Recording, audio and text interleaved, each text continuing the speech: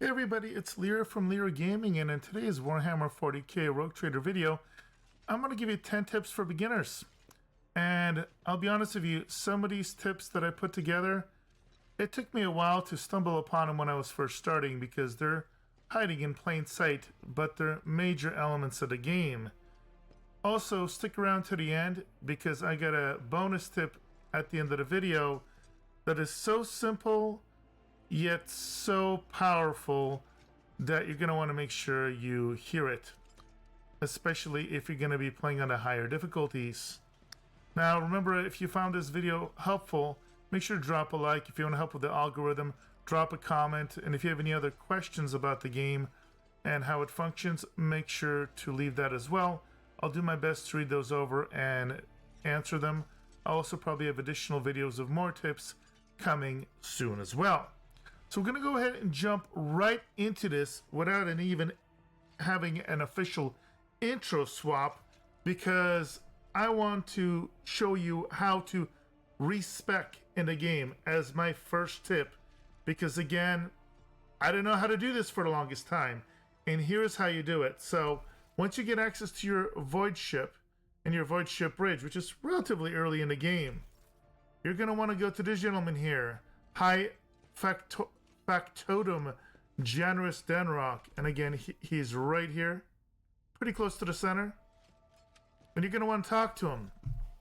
And again, it's not super obvious, but you need to talk to him and say, my retinue and I are in need of training. When you go ahead and do that, you can select, you can respec yourself, any of your allies, as well as your ship. So when you do that, it will resettle progress. Do note, if you have selected multiple archetypes, it does not let you repick them.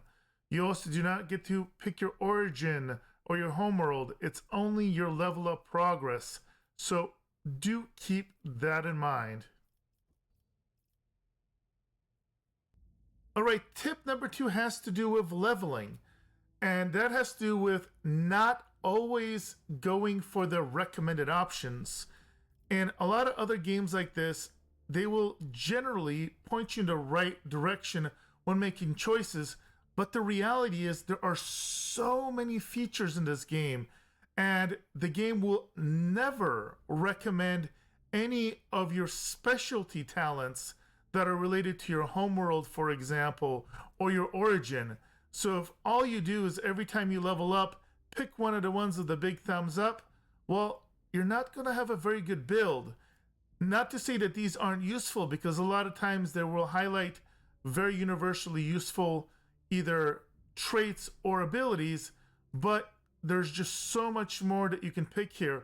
Or if you want to unlock certain things like heavy armor proficiency or access to different weapons that you don't normally have access to, all of this is going to be in this middle section. It's never going to populate as a recommendation. So use this as a decent beginner guide for some initial thoughts, but you're going to definitely want to review your different options and make sure you're picking stuff that focuses on the direction of your build.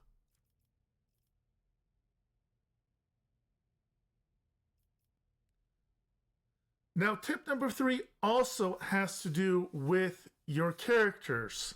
And the tip is that you want to specialize your main character as well as your companions, because jacks of all trades are not good in this game. The reality is that, especially later on in the game, that checks you're going to need to make, whether it's persuasion checks or lore checks, etc., are going to become really, really difficult. And if you have a bunch of different skills that are moderate in scores, you're just going to be failing all the time. So pick just a couple of different skills per character and really focus in on those. You notice here with this character, I'm pumping a bunch of awareness, a bunch of persuasion. Here's another example. This character, I really focused on logic and tech use with him. So that's what you want to do. You want to have everybody specialize in just a couple areas and have a well-balanced team where whenever you go out, whether it's in combat or out in the world where there's different checks, you want to have the majority of these skills covered across the team that you're going to have. All right, next I want to talk about the reputation vendors that are also one of the main sources of getting specialized gear. You're going to run into these vendors and across the world as you play, and each one, the reputation, the Drushians, Explorators, etc., are going to have unique NPCs you can talk to and get access to, not only increasing their reputations, but also buying from them. However, I did not know this for a long time. You can again go to High Factotum Generous here. And as a reminder, he's right in the middle of your ship. And what you can do is go talk to him and say, I would like to order the shipping and transportation of some goods. And here are all the ones you have access to at any given point. You can click on them and you can both increase the reputation as well as trade the items. So you can do this from your ship anytime. You do not have to hunt these NPCs down in the world. Now, my next tip has to do with medikits. Now, medikits early game are going to be really helpful for keeping yourself not only healthy in combat, but also getting rid of injuries. But just naturally find him in the world is not that common early on. However, you can kind of target focus certain reputations and get them really, really early. So for example, you'll notice this reputation here, the Drusians, tier 0, you can actually get access to bed kits here right off the bat.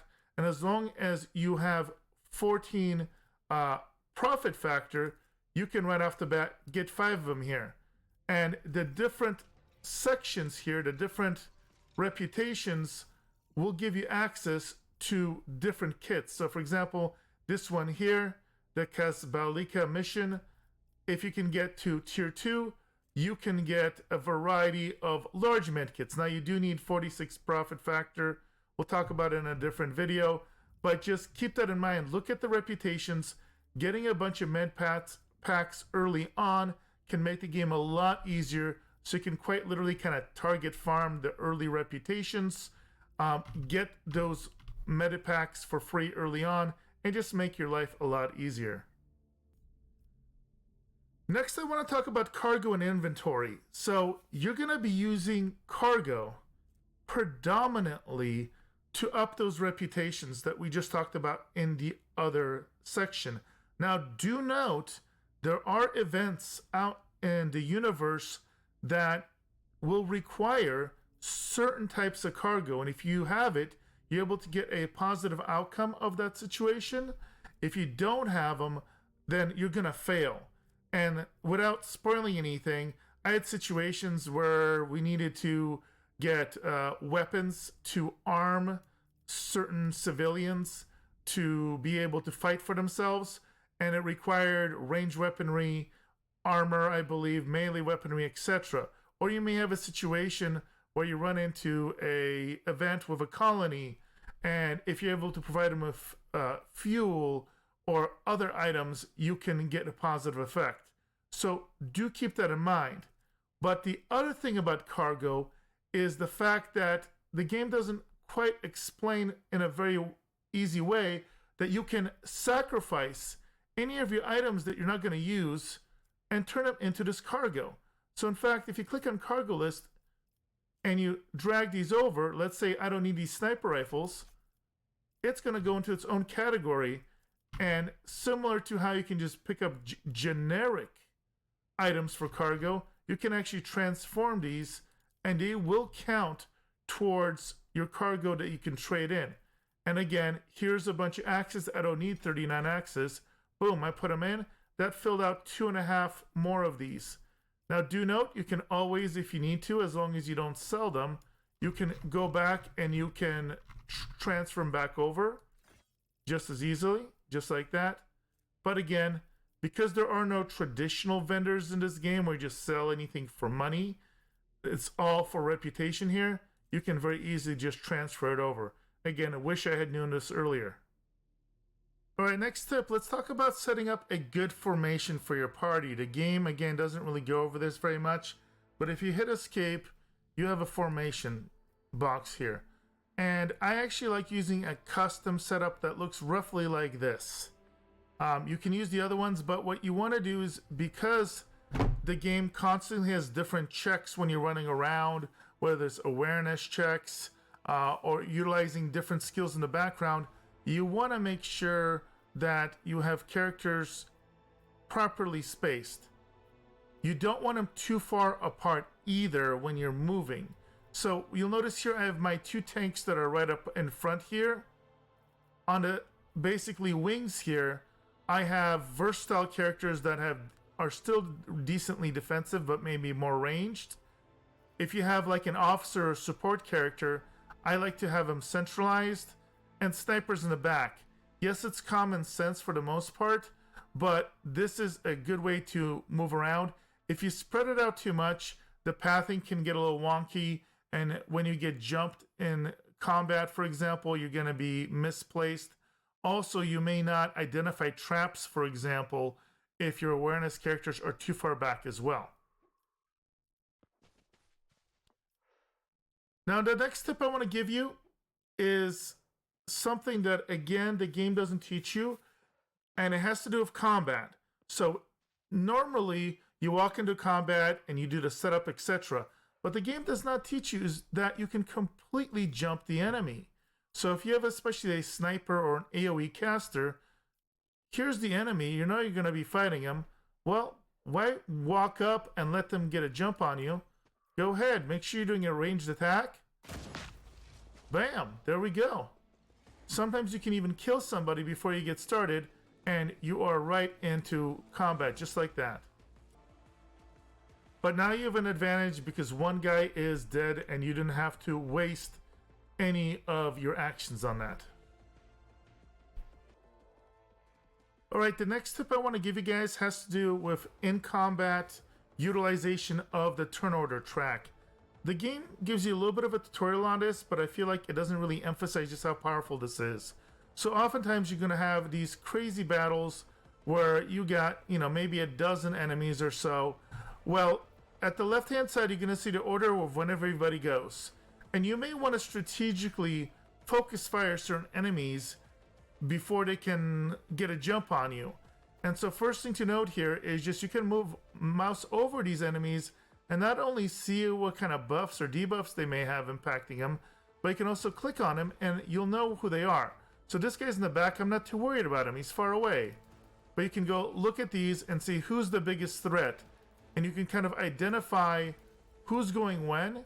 And if, for example, one of these guys up front here was going really, really early, and in this case, this one is, you may say, okay, can I do anything to either nullify that or make sure that we're positioned that they're not able to get to us and do too much damage before we go.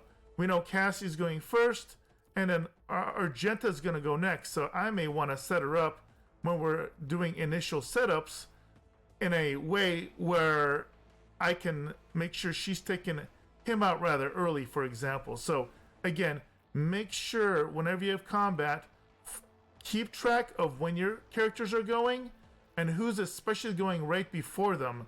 So if you can potentially eliminate them so you can always stay one step ahead, that can help out a lot.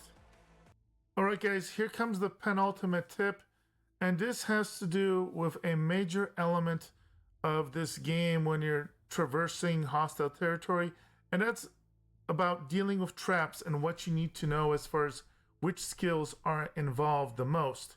So right off the bat, you're going to want to make sure you have at least one character in your group at all times that has a high awareness. Awareness is going to be the primary skill that's going to let you identify traps. But then here's the kicker. There are multiple skills that will actually deal with disabling traps depending on what kind of traps they are. And that's not initially explained unless you actually read the tooltips.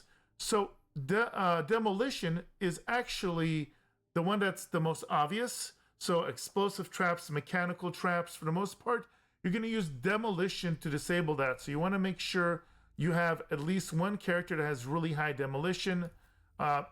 Argenta naturally has high demolition.